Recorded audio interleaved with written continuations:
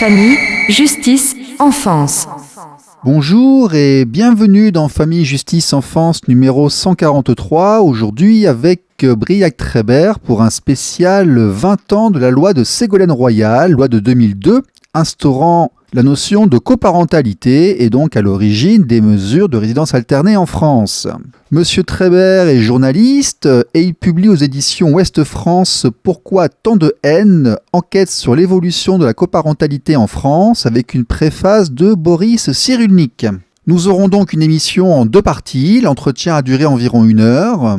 C'est intéressant, comme vous le savez, moi j'aime débattre, je peux parler de tout, débattre de tout avec absolument tout le monde. Nous ne voyons pas tout le temps les choses de la même manière, mais c'est normal car moi je me place dans un épiphénomène et lui est allé étudier une situation beaucoup plus généraliste. Ce qui n'empêche que son travail est quand même intéressant, il mérite qu'on le mette en valeur et qu'on en parle, voilà. C'est Briac Trébert sur RLP, ne bougez pas, c'est juste après ça. RLP. Radio libre en Périgord. Famille, justice, enfance.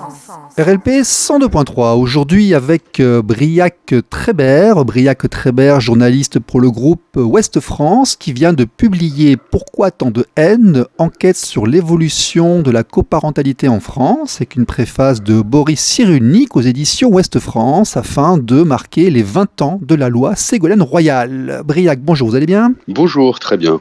Merci de m'inviter. Je vous en prie, merci beaucoup d'être venu. Est-ce que vous pouvez, s'il vous plaît, vous présenter, dire qui vous êtes, quel était votre parcours, qu'est-ce qui vous a amené sur ces sujets ? Alors, je suis journaliste depuis une petite vingtaine d'années quand même. Je travaille au Parisien pendant 6 ans et dans le groupe Ouest France essentiellement, et je suis arrivé sur ce sujet via une commande dans le cadre de la loi de Ségolène Royal et des 20 ans pour rendre un livre là, qui vient de sortir le 17 mars dans les librairies. Donc une formation de journaliste. Une formation classique de journaliste, voilà, classique de journaliste au CEJ à Paris. Voilà, c'est un travail journalistique, voilà, travail sur plusieurs sujets, notamment les sujets de société. Et ce sujet-là de la famille, dans son sens large, est captivant et très très intéressant sur le pourquoi je me suis plongé dedans. Donc vous y êtes plongé dedans durant combien de temps ? Plus d'1 an.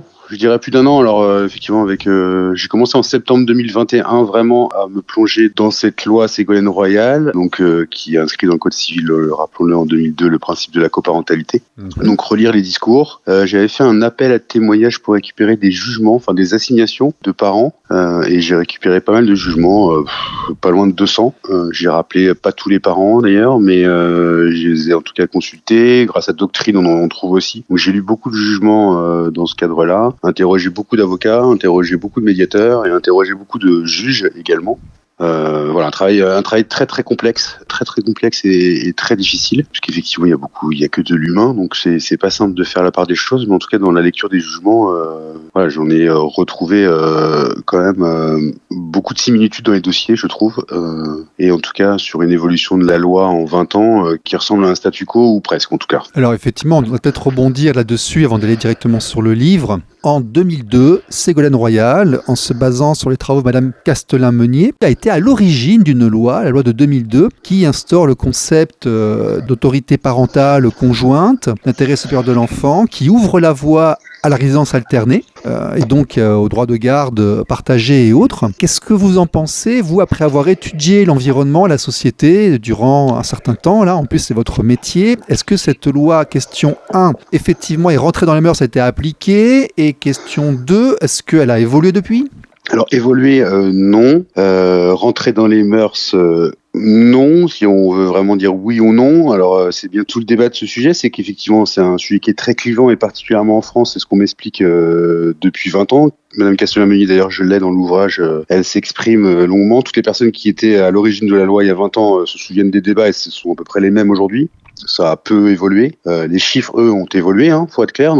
Il y a effectivement plus de résidences alternées en 20 ans, mais c'est très très minime par rapport à d'autres pays, aux pays voisins, que sont la Belgique notamment. On peut citer les pays nordiques aussi, le Québec. Pour autant, ça avance, mais ça avance très très très lentement. Enfin, il y a une sorte de statu quo là-dessus, et les idées sont à peu près les mêmes, en fait, à avancer en 20 ans. La seule différence, c'est effectivement peut-être la théorie de l'attachement, où là, il semble y avoir un peu d'évolution dans les jugements qu'on peut lire. RLP. Radio libre en Périgord. Famille, justice, enfance. Briac Trébert sur RLP, l'ouvrage Pourquoi tant de haine enquête sur l'évolution de la coparentalité en France. Qu'y a-t-il dans cet ouvrage et qu'est-ce que l'on y trouve ? Alors, on y trouve à quoi ressemble la famille aujourd'hui déjà. Pas mal de chiffres, les chiffres des séparations, des naissances, le nombre de familles monoparentales, une sorte de vrai ou faux sur la résidence alternée. Alors, ce qu'on en sait aujourd'hui, les caractéristiques socio-économiques aussi, savoir si c'est quelque chose, si la résidence alternée c'est vraiment que pour les bobos ou pas. On explique aussi ce que l'on sait des enfants alternants, s'ils s'en sortent mieux à l'école par exemple, ce que l'on sait des mères des enfants alternants, si elles sont plus en emploi, ce qu'on sait sur les ressources financières aussi des parents alternants. Voilà, toutes les données sont dans cet ouvrage. On y trouve aussi quelques contributions, notamment sur les modes amiables, avec une avocate qui s'appelle Maître Barbara Régent, qui s'exprime. Il y a un sociologue qui s'appelle Monsieur Benoît Hachet aussi, qui a fait une longue étude, lui, sur les parents, du point de vue des parents, en fait, comment eux, ils se positionnaient quand ils étaient en résidence alternée. Et Madame Castelin-Meunier également, qui s'exprime sur la sortie, dit-elle, enfin, vers une sortie du patriarcat, peut-être, on est peut-être loin, également dans cet ouvrage, et qui revient sur ses 20 ans aussi depuis la loi royale. Après, effectivement, on retrouve également beaucoup de choses sur la médiation familiale, notamment dans un chapitre qui s'appelle La médiation familiale navigue à vue. On a une grande partie sur à quoi ressemble la famille d'aujourd'hui, donc ce que je vous dis, tous les chiffres. Comment vous trouvez les chiffres ? Parce que nous avons fait plusieurs émissions ici où tout le monde nous disait qu'il était compliqué et difficile d'avoir les statistiques. Vous avez trouvé quelles statistiques et comment vous avez trouvé ? Alors, là, quand je vous parle de la famille d'aujourd'hui, les statistiques, on les trouve via l'INSEE, via l'INED, via pas mal de ressources. Sur l'alternance, effectivement, on a les demandes des parents, etc. Ça, c'est un vrai sujet, c'est-à-dire que le ministère de la Justice, depuis 2012, ils n'ont rien sorti. Éric Dupond-Moretti a été interrogé début mars sur ce sujet, a fait une réponse au Sénat, qui est au JO du Sénat, et a ressorti les chiffres de 2012. Donc ça, c'est très compliqué à obtenir, ça, c'est une vérité. Sur les demandes des parents. Par contre, sur le résultat final du nombre d'alternants, ça, on les a via l'INSEE. On a une sociologue qui a aussi énormément documenté ce sujet, dans le sens où elle a pris les décisions judiciaires, elle a accompagné des parents et elle a fait une grosse étude sur ce sujet, notamment vis-à-vis des pensions alimentaires en résidence alternée, vis-à-vis des demandes, des mères, des pères. Et là, elle en a tiré des conclusions sur un volet assez considérable. Je crois que c'était 5000 décisions judiciaires qu'elle a étudiées. Donc ça, effectivement, ça, c'est des chiffres assez récents. Après, effectivement, c'est que des chiffres 20 ans après la loi. J'ai quasiment pris des chiffres qui sont entre 2021 ou 2022. Et les jugements, ils sont aussi été rendus entre 2021 et 2022. Voilà pour la partie chiffres. Après, c'est aussi la lecture des jugements. Alors, sur du contentieux de masse, ça c'est clair, c'est pas évident. Pour autant, il y a beaucoup de choses qui se dégagent sur ce sujet. Et notamment, le fait que les pères ne demandent pas toujours la résidence alternée, c'est pas faux du tout dans ce qu'on en lit. Et voilà, en tout cas, moi, c'est ce que répond le ministre, même avec des chiffres d'il y a 10 ans. On peut pas nier le fait que les pères ne demandent pas la résidence alternée. Peut-être aussi après, pourquoi il a demandé, pourquoi il a demandé pas, pourquoi il a demandé pas. Tout à fait, ça c'est un autre débat. C'est beaucoup plus flou. Ça c'est c'est toute la partie floue, qui entoure ce sujet. RLP. Radio libre en Périgord. Famille, justice, enfance. Alors, une analyse de l'environnement assez poussée, assez profonde, si je comprends bien, avec beaucoup d'éléments et de chiffres. Et est-ce que vous en tirez des conclusions ? Comment se porte la situation de la recomposition familiale contemporaine en France, en 2020, au XXIe siècle, pour dire ça de manière un peu pompeuse ? Donc, tous ces parents qui se séparent et qui se bagarrent, là, qui se traitent de tous les noms pour avoir la garde de leurs enfants, ça se passe bien ou ça se passe mal de manière générale ? Après, c'est effectivement un peu l'objet de ce livre et de la résidence alternée, c'est que c'est souvent noir ou blanc. Alors, je ne peux pas dire si ça se passe bien ou mal. Par contre, ça pourrait beaucoup mieux se passer voilà, si c'est là que votre avis. Ouais. Si effectivement c'était beaucoup moins flou autour de tout ça, parce qu'il y a énormément de choses floues, je pense par les pouvoirs publics, clairement, qui, quand on relit les propos de Ségolène Royal il y a 20 ans, en disant qu'elle semblait complètement incohérente, qu'il y ait droit de visite pour qu'on utilise les termes de droit de visite et d'hébergement pour l'un des parents. Elle trouvait ça absurde, c'est ce qu'elle disait il y a 20 ans dans ce discours, ça existe toujours. Le Haut Conseil à l'égalité qui en 2017 disait résidence alternée avec un enfant de moins de 7 ans, c'est pas conseillé par les psychologues, il disait en 2017, on est quand même 20 ans après. En même temps, les jugements qu'on lit, il y a beaucoup de résidences alternées avec des enfants de 1 an et demi, voire 1 an, voire 1 an et demi, voire 2 ans, voire 3 ans, et les juges disent rien du tout sur cette théorie de l'attachement et sur ça. Donc effectivement, il y a beaucoup de choses qui circulent fil et qui sont complètement flous, au même titre que les modes amiables, qui sont abordés aussi dans cet ouvrage, sur la médiation qui semble aussi un échec aujourd'hui. Il y a eu des tentatives de médiation obligatoire là, toutes les études ont démontré qu'effectivement ça ne fonctionnait pas parce que les avocats ne jouaient pas le jeu.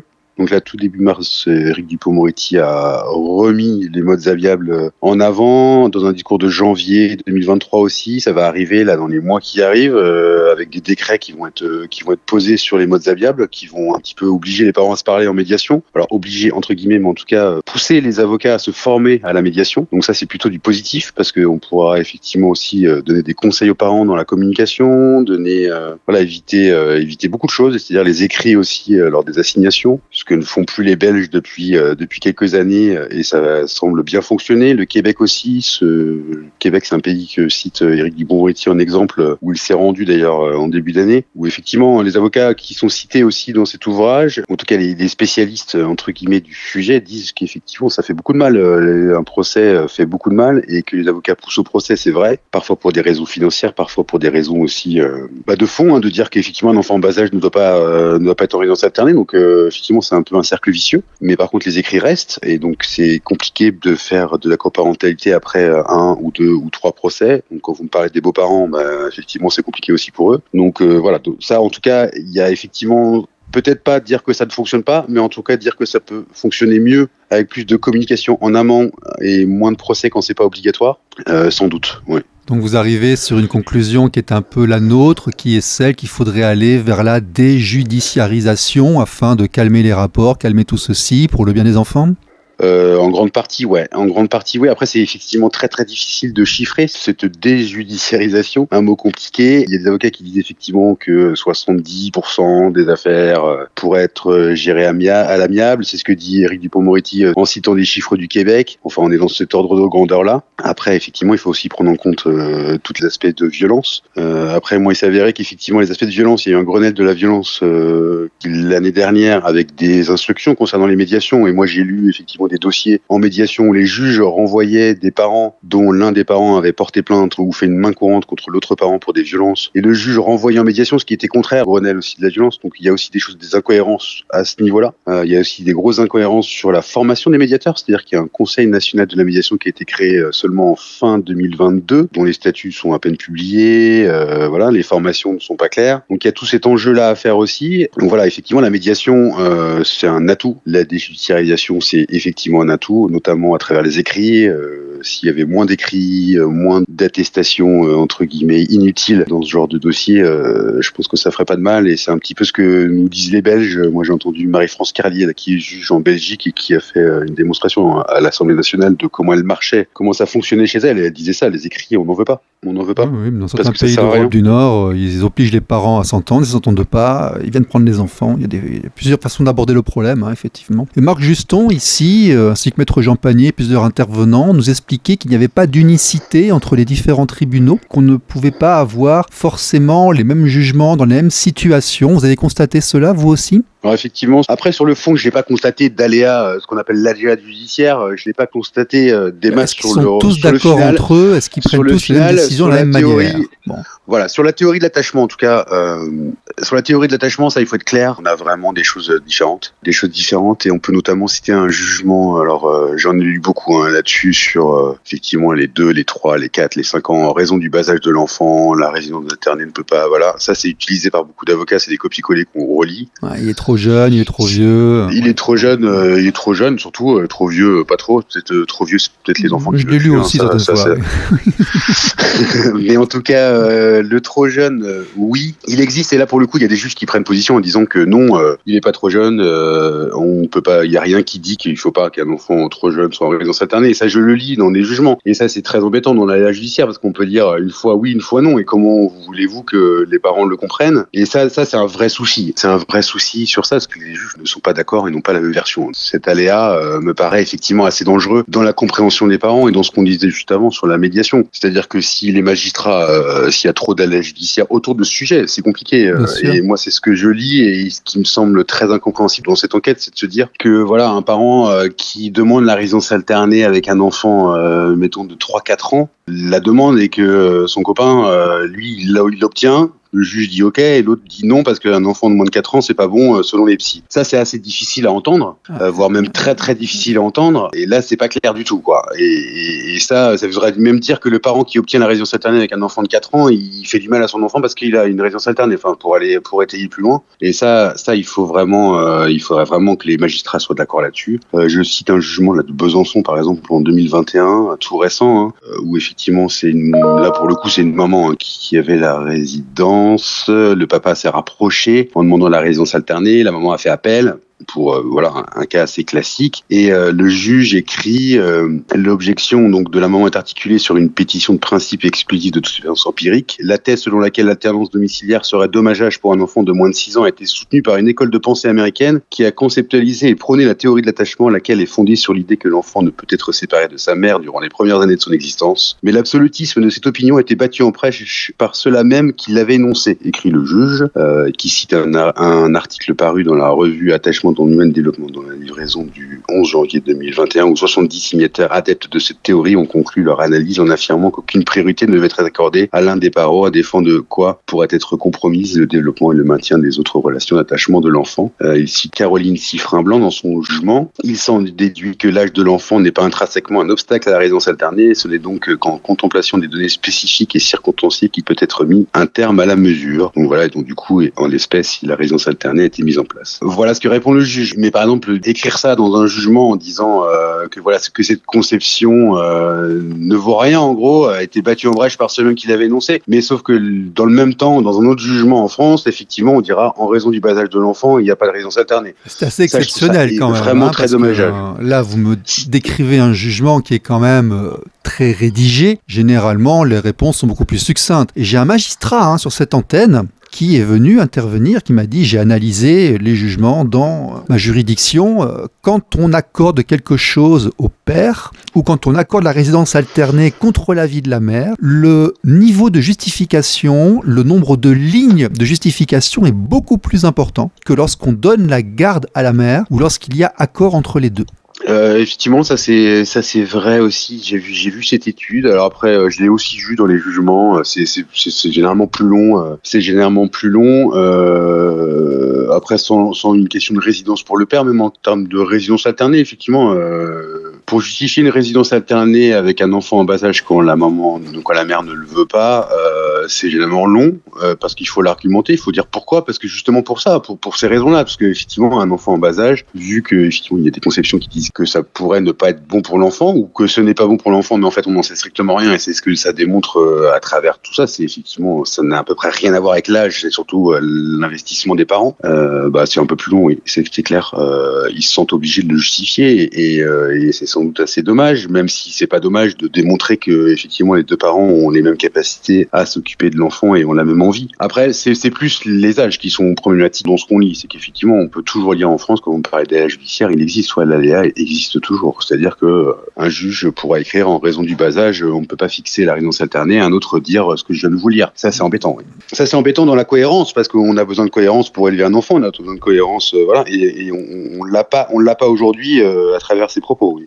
C'est clair, ça affaiblit la posture parentale, le fait que personne ne soit d'accord et qu'il n'y ait pas d'unicité de la pensée. Forcément, la voix du parent est affaiblie et donc la voix de l'éducant est affaiblie également. Après, oui, voilà. Après, c'est un petit peu tout le débat que vous dites quand vous me posez la question. Est-ce que comment est le climat familial aujourd'hui ? Il y a effectivement les séparations. On peut pas dire qu'elles soient en baisse. Pour autant, il y a des recompositions familiales qui existent et c'est tout à fait possible de refaire famille, comme dit le sociologue Benoît Hachet. Il n'y a pas de souci, sauf qu'effectivement, il faut de la cohérence et à travers ce genre d'incohérence, que ce soit à travers la médiation ou quand il y a des violences, on impose aux parents d'aller en médiation. Effectivement, c'est un peu particulier quand il y a des lois qui existent. Et sur le bas âge, idem, on peut pas dire dans un jugement en raison du bas âge alors que l'enfant il a 5 ans, on ne fixe pas de résidence alternée et dans le même temps un enfant de 3 ans ou de 4 ans, un autre juge va dire non mais en fait la théorie de pensée n'a aucun sens et on fixe la résidence alternée. C'est pas possible de lire ça en fait. Ça paraît effectivement assez incongru et assez dangereux, je pense. Voilà, autant s'abstenir et je trouve que effectivement c'est ça qui peut poser problème, c'est effectivement des phrases et c'est les écrits quoi. C'est aussi pour ça que si on pouvait éviter la judiciarisation, on éviterait aussi ce genre d'écrit quand c'est pas utile quoi. Quand tous les feux sont au vert pour faire une résidence alternée, il faut éviter d'aller en justice pour lire ce genre de bêtises après quoi, je pense. Voilà. Voilà, c'est un petit peu ça que je lis. J'ai lu vraiment beaucoup de jugements qui ne servent à rien en fait, des procédures pour à la fin une résidence alternée en fait, des batailles pour rien quoi. Et puis des mots qui restent, des choses assez incroyables où à la fin, dans tous les cas, il y a une résidence alternée. Si le père la demande, généralement il l'obtient, sauf que c'est au bout de 2 procès pour rien quoi. Et ça fait des dégâts quand même. Quoi qu'il arrive, l'enfant est au milieu pendant tout ce temps. Les parents s'occupent de leur enfant pendant tout le temps avec des procédures qui sont parfois assez violentes pour pas grand-chose. Voilà, c'est un petit peu ce que démontre ce livre, c'est qu'effectivement les modes amiables doivent être incités. C'est qu'il y a encore du boulot. Que la théorie de l'attachement, on doit prendre ses précautions parce qu'effectivement, c'est pas moins de 7 ans, moins de 6 ans, moins de 5 ans, mais c'est vraiment l'implication des parents et que ça là-dessus, il y a rien à dire, il y a rien à dire. Mais qu'effectivement, si on pouvait éviter d'aller au procès en disant, bah non, en raison de l'âge de l'enfant, si c'est le seul argument avancé, c'est en raison de l'âge de l'enfant, on peut pas mettre en place une résidence alternée, c'est un peu faible. C'est un petit peu faible et ça n'a pas beaucoup de sens. C'est un petit peu ce qui se dégage de ce que j'en ai lu en tout cas. Il faut autre chose, quoi. RLP. Radio libre en Périgord. Famille, justice, enfance. On va commencer à dégainer un petit peu, là, on va parler des sujets qui fâchent. 2002, la loi sur l'égalité parentale, la coparentalité, on est en 2023. Aujourd'hui, le système français de résolution des conflits respecte-t-il l'égalité homme-femme ? Tadam ! Alors, oui, question qui fâche, pour moi, c'est d'après ce que je lis, après, si on veut rester vraiment l'égalité homme-femme, toutes les études aussi qui existent sur les tâches ménagères, sur l'implication des mères, etc., on reste autour de 80%. Alors peut-être pas autant. C'est-à-dire qu'effectivement, là, si on est à... Non, mais je veux dire, un homme qui veut rentrer dans la famille et qui veut accéder à son enfant, qui veut éduquer son enfant, il a autant de possibilités de le faire qu'une femme ou pas ? Alors ça sera peut-être un peu plus difficile, effectivement. Après, ça dépend. En fait, ça, qui est démontré en fait dans toutes les études sociologiques aussi, c'est que en cas de séparation, c'est souvent, il faut être aussi clair, et c'est ce qui montre, c'est souvent la maman qui demande la résidence, parce que aussi le papa ne demande rien. Alors, parce que c'est qu'il l'aura pas.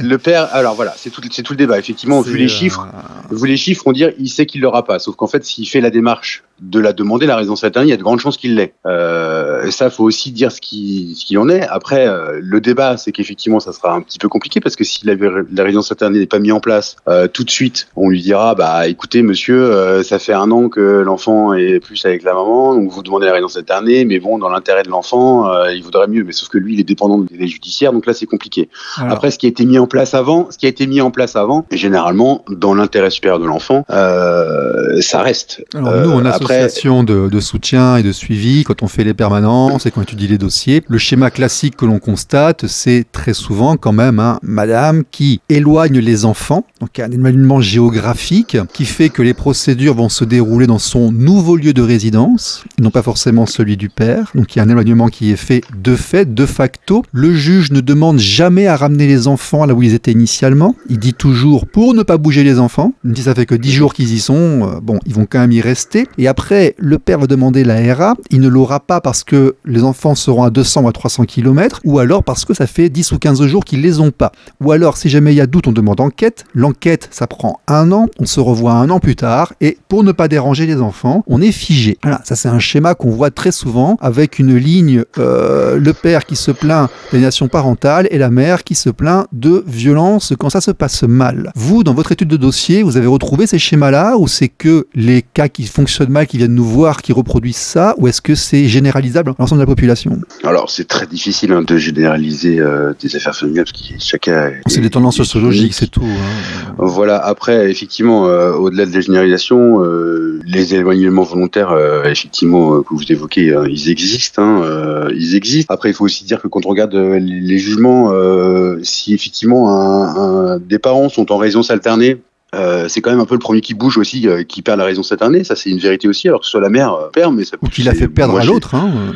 Voilà. Après, c'est celui qui, dans l'intérêt de l'enfant, ce qui est installé. Alors, ce que vous me dites, effectivement, c'est ce qui est installé qui prévaut. Voilà, l'intérêt, c'est que l'enfant soit stabilisé. Donc, que ce soit en résidence alternée ou dans une résidence, ça prévaut. Alors, effectivement, si l'un des parents est avec l'enfant depuis 2-3 ans et que l'autre parent demande une résidence alternée au bout de 2-3 ans alors qu'il a rien fait entre temps, c'est compliqué. Alors, oui. oui, effectivement, la résidence alternée, il faut qu'elle soit mise en place assez rapidement. Et il faut aussi que dans le couple, auparavant, il y ait eu une sorte d'égalité, en tout cas d'égalité parentale dans le couple. C'est-à-dire que si c'est l'un des parents qui faisait toutes les tâches ménagères, qui s'occupait de l'enfant, qui se prenait tous les rendez-vous médicaux, après c'est compliqué de renverser la vapeur. Ça, c'est une évidence. C'est aussi ce qu'on voit. Après, moi, dans la lecture des dossiers, en tout cas, même des éloignements, alors volontaires ou pas volontaires, mais en tout cas, l'un des parents qui retrouve sa famille, qui s'éloigne avec l'enfant à un moment donné, si l'autre parent se rapproche et demande la résidence alternée, et si les conditions sont réunies, il l'obtient. Voilà, ça c'est pour votre question sur l'égalité, entre guillemets. Après, in fine, je ne peux que vous renvoyer sur les chiffres de l'INSEE qui disent effectivement qu'on est à 86% de résidence chez les mères là, en 2020 à peu près. C'est à peu près ça. Alors donc, moi j'ai les chiffres de 2007-2008 aussi qui disent qu'en cas de désaccord sur les droits de garde, le père a la garde uniquement en 8% des cas. Ce sont des chiffres qui comprennent aussi les adolescents qui imposent leur opinion, hein, et les cas où effectivement les mères sont vraiment dysfonctionnantes. Ce qui veut dire que lorsqu'il y a désaccord entre les deux, on va résumer, hein, lorsque la mère ne veut pas, le père il n'a pas la garde ou il n'a pas la RA. Et ça, ce sont des statistiques qui datent effectivement d'une quinzaine d'années. On n'arrive pas à en avoir de plus récentes, mais pour œuvrer, se mouvoir dans l'environnement des dossiers qui se passent mal, effectivement, je vois pas forcément des choses qui se passent bien. Moi, je vois plutôt les choses qui se passent pas bien. C'est vrai, c'est le point de vue que j'ai, c'est les retours que j'ai. Ça confirme beaucoup cette façon de pencher en fait. Non, mais après, voilà, quand vous regardez, vous avez des choses qui se passent mal. Oui. Moi, j'ai lu des dossiers qui se passent mal aussi, hein, clairement. Bien sûr. Sauf qu'à la fin, c'est possible que moi je n'ai que cela, c'est possible aussi. Hein, sauf qu'à la fin des dossiers, ça se passe bien. Si effectivement, l'histoire, c'est qu'effectivement, il y a une procédure judiciaire. C'est-à-dire que si, là, pour prendre l'exemple que vous citez, une mère s'éloigne, alors volontairement, pas volontairement, peu importe, elle est avec son enfant pendant plus longtemps, éloignée du père, ils étaient mariés, pas mariés, et que le père se rapproche et fait en sorte qu'il y ait une résidence alternée possible, s'il la demande et que les conditions sont réunies, il l'obtiendra en fait. Voilà. Moi j'ai pas vu ça tout le temps, moi j'ai vu ça uniquement si madame était d'accord. Après, le fait que ce soit elle qui se déplace et que monsieur doive déménager pour se rapprocher, pour faire une tentative, ça effectivement je l'ai vu. Que la tentative fonctionne, ça j'ai plein de cas. Non. Je peux vous envoyer des gens qui... Après, c'est une question de délai. C'est une question de délai. Voilà, moi, clairement, moi, dans ce que j'en lis et dans ce que j'en ai compris et dans ce qui se dégage de la loi, après, c'est aussi une question de délai. C'est-à-dire que, effectivement, après, faut être clair. Un père qui s'est pas occupé de son enfant pendant 10 ans, il y a une séparation et il arrive après 3 ans plus tard dans la procédure judiciaire. Oui, enfin, c'est aussi ce qui est démontré dans les études, c'est qu'effectivement, les mères ont tendance à fixer la résidence assez rapidement. Oui, mais ce sont des épiphénomènes. Hein. Moi, j'en ai plein qui débarquent en pleurant parce qu'elle est partie hier, et puis l'enfant, il la reverra pas durant des mois. Hein. Et ça, c'est pas des gens qui se sont pas occupés durant 10 ans. C'est des gens qu'on a empêchés de s'en occuper. Après, il y a un temps judiciaire. Il y a un temps judiciaire qui est clairement... c'est aussi pour ça que après, pour les accords à l'amiable, il faut en faire. Il faut trouver des accords parentaux parce qu'effectivement, si on part sur un temps judiciaire, c'est effectivement au détriment de tout le monde. Là, dans ce que vous me dites, c'est pour le père, pour l'enfant, pour tout le monde. Ça peut pas durer avec un enfant, en bas âge. Ce que disent les gens, c'est 2 ans. La réalité, c'est que ça dure 2 ans. Donc effectivement, si la mère a la résidence et que il y a 2 ans de procédure, l'enfant il a 4 ans. C'est ça. Et ça devient très très compliqué d'inverser. Même pour l'enfant, c'est pas bon. Absolument. Donc tout revient aux modes amiables et tout revient à ce que je vous expliquais précédemment, c'est-à-dire que si effectivement on faisait une déjudiciarisation et qu'on inversait le rapport, c'est-à-dire que il y avait 20 ou 30% qui iraient vraiment en justice, on serait pas dans la grande majorité, on serait pas dans ces affaires en fait. Il y aurait pas ce que vous me dites. Donc c'est dès le début, donc c'est effectivement aux avocats aussi de faire cet effort. Aujourd'hui, force est de constater qu'ils le font pas vraiment. Ça, c'est une vérité. Et ça, c'est une vérité via les avocats aussi, via les magistrats. Après, il y a des décrets qui vont arriver. Il y a des histoires aussi financières. Hein. Faut être aussi très pragmatique dans cette histoire. C'est qu'un avocat n'a pas forcément intérêt à ce qu'il n'y ait pas une audience, de manière financière, parce qu'envoyer leurs clients en médiation, ça va pas leur apporter d'argent. Et ça, on le voit, ça c'est clair. Mais peut-être qu'on oublie aussi que c'est aussi à eux d'apporter la paix sociale. C'est ce que dit Maître Régent là dans cet ouvrage. Mais oui, je pense que les avocats doivent se former au mode amiable et doivent tout faire, en tout cas, pour éviter le procès, ouais. RLP. Radio libre en Périgord. Famille, justice, enfance.